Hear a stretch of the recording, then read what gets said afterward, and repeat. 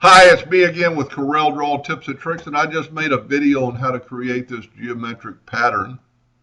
And if you have 2000 or X8 and above, so 2018 or 2019 or above, because I don't know how long this video will stay up, and there might be a couple more Corels coming out. If you have that, you've got object to path. It's pretty cool. I've drawn this really big. I've got an 80-inch square and an 8-inch work of art. And I need to go to the corners, so I actually need 88 inches worth of, because I need to go to the corner. So I'm going to go and open up object to path. And I'm going to select my object, and I'm going to select my path, and I need 44. Because I need 10 for each side,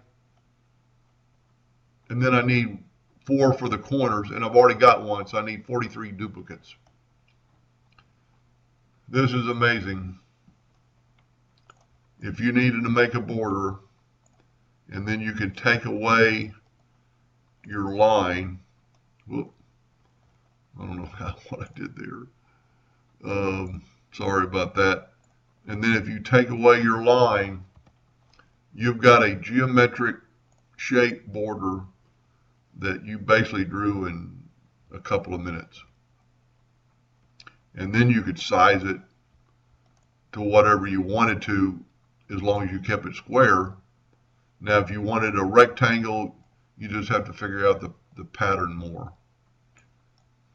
Hope that was clear, kind of what I did. I made it 80 inches and my things were 8, so I needed 10 per side, which is 40, but I needed 4 more for the corners.